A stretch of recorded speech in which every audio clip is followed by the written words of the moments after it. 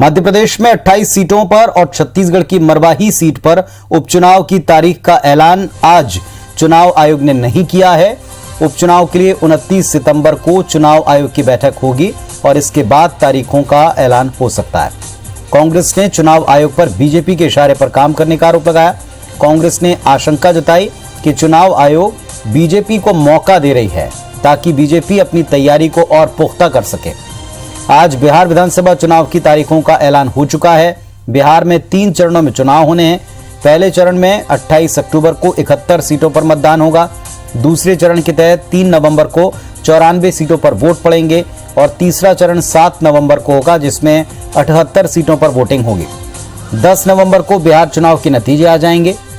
पहली दफा है जब कोरोना संक्रमण के बीच में देश में कोई चुनाव हो रहा है, इसीलिए चुनाव आयोग ने कोरोना के संबंध में गाइडलाइन को जारी किया। वोटिंग का समय 1 घंटे बढ़ा दिया। सुबह 7 बजे से शाम को 6 बजे तक वोटिंग होगी। पोलिंग बूथों की संख्या भी पहले के मुकाबले बढ़ाई गई क्योंकि हर पोलिंग बूथ पर वोटर कम जाएं, भीड़ कम लगे, इसका ख्याल है। एक बूथ पर 1000 से ज्यादा मतदाता नहीं होने चाहिए, इस बात का ख्याल रखा गया है। सिर्फ वर्चुअल चुनाव प्रचार किया जा सकेगा। अधिकतम 5 लोग घर जाकर प्रचार कर सकेंगे। नामांकन में सिर्फ 2 लोग जाएंगे। प्रत्याशी ऑनलाइन भी नामांकन कर सकते हैं। रोड शो में सिर्फ 5 गाड़ियां होंगी। चुनाव में 46 lakh mask, 6 lakh PPE kit और फेस शील्ड, 7 लाख सैनिटाइजर इस्तेमाल होंगे। हर बूथ पर वोटर्स की थर्मल स्क्रीनिंग की जाएगी। कोरोना पीड़ित भी वोट डाल सकते हैं, उन्हें भी वोट डालने का अधिकार है। वोटिंग के आखिर में कोरोना पीड़ितों को वोट डालने का एक समय या कार्यक्रम तय किया गया है।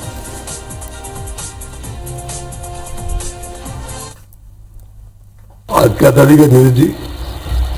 25। 32 और 25 में कितना फर्क है? तो आज उपचुनाव की घोषणा नहीं हो रही है। एक उसमें विचार तो करना पड़ेगा ना। जी सर। इसीलिए तो हमने ऑलरेडी ट्यूसडे को मीटिंग रख दी।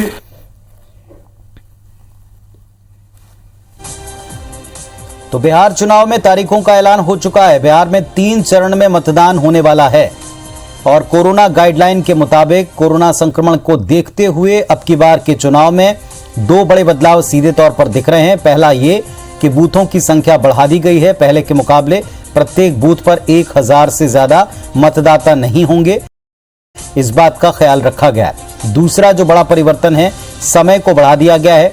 सुबह 7 बजे से शाम को 6 बजे तक का वक्त तय किया है। पहले 5 बजे तक का वक्त होता था, यानी 11 घंटे तक वोट पड़ेंगे। कोरोना संक्रमित लोग वोट डाल सकते हैं, लेकिन इन्हें दिन के आखिर में वोट डालने के लिए एक समय और कार्यक्रम तय किया गया है। तो 28 अक्टूबर को पहला चरण होगा, फिर 3 तारीख को और 7 तारीख को। इस तरह से 3 चरणों में बिहार में इलेक्शन होना है। 10 तारीख को नतीजे आ जाएंगे।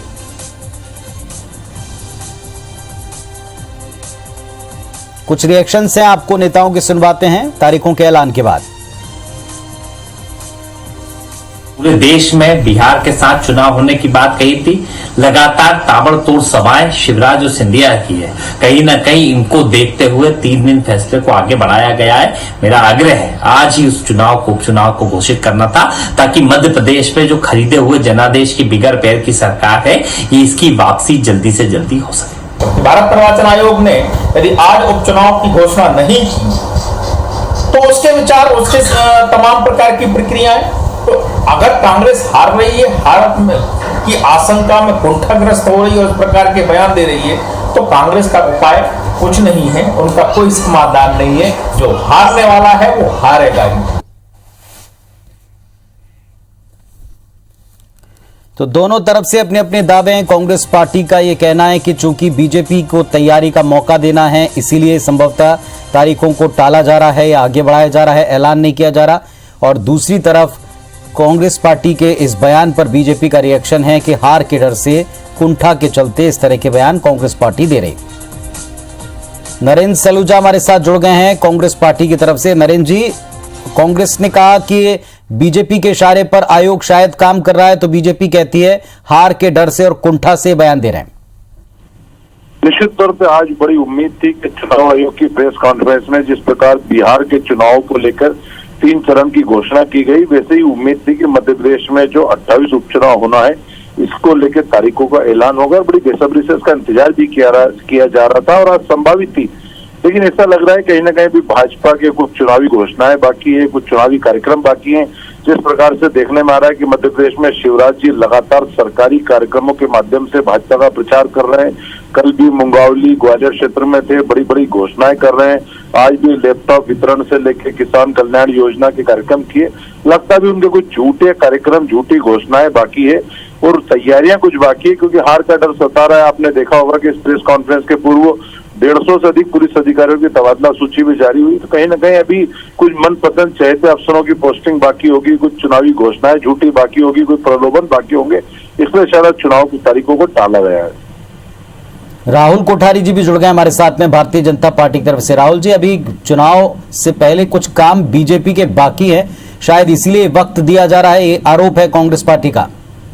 देखिए, बड़ा हास्यास्पद आरोप कांग्रेस पार्टी लगा रही है और कांग्रेस पार्टी को ऐसे समय में अपने खुद के गिरेबान में झांकना चाहिए और इनको कहीं ना कहीं इस बात की लज्जा आना चाहिए कि जिस तरीके से भारत में संवैधानिक एजेंसियां काम करती है, उन पर आप कभी भी मुंह उठाकर अगर ऐसे आरोप लगाओगे तो निश्चित रूप से ऐसी संवैधानिक एजेंसियों की जो मान सम्मान है उसमें शर्म जीवन में होने वाला है। इस बात को उनको समझना चाहिए।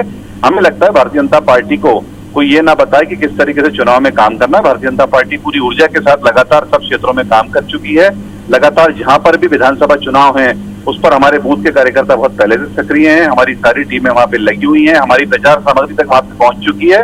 हमारे प्रादेशिक नेताओं का वहां पर दौरा हो चुका है। हमारे प्रभारी पूरी तरीके से काम कर रहे हैं और उसके बाद भी यदि कांग्रेस पार्टी जागरूक नहीं होकर केवल आरोपों की राजनीति करेगी तो इनकी जमानत जब्त होने से कोई नहीं रोक सकता, क्योंकि चुनाव आयोग को इस तरीके से कटघरे में खड़े करने के पहले उन्हें मालूम होना चाहिए कि आज मुख्य चुनाव आयोग ने स्पष्ट बोला है कि 28-29 तारीख को जो बैठक होने वाली है उसमें केवल इसका निर्णय इसलिए टाला गया है क्योंकि कुछ राज्यों ने, विशेषकर साउथ के राज्यों ने चिट्ठी लिखकर कुछ चर्चा करने की मांग चुनाव आयोग से की थी और उसके तहत जो ये सारा काम रोका गया है और उसके बाद भी उन्होंने कहा है कि शायद 29 तारीख को इसकी घोषणा कर दी जाएगी।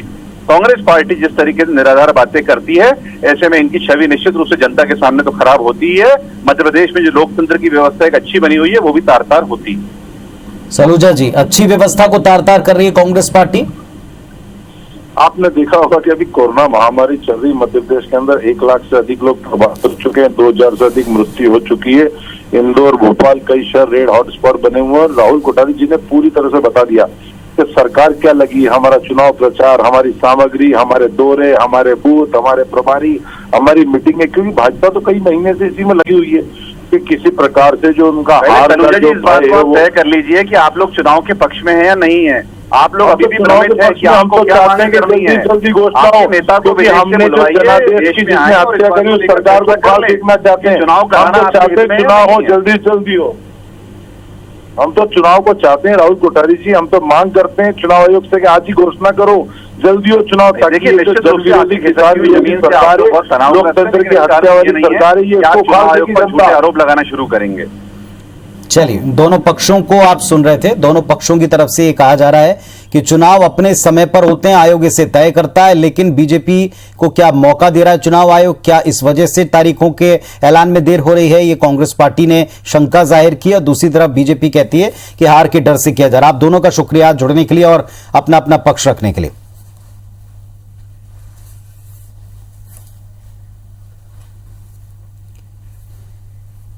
तो 29 तारीख को एक मीटिंग होगी और इसके बाद चुनाव आयोग संभवतः तारीखों का ऐलान कर देगा। एक तर्क यह भी दिया गया कि कुछ राज्यों की मांग पर मुलाकात के बाद में या बातचीत करने के बाद में शायद ये तारीखें घोषित हों, लेकिन कांग्रेस पार्टी का स्पष्ट मानना है कि बीजेपी की प्रदेश में तैयारियां अधूरी हैं और इसलिए उनको मौका देने के लिए शायद ये तारीखें घोषित आज नहीं की गई, जो पहले कहा जा रहा था कि बिहार चुनाव के साथ ये कार्यक्रम भी आ जाएगा।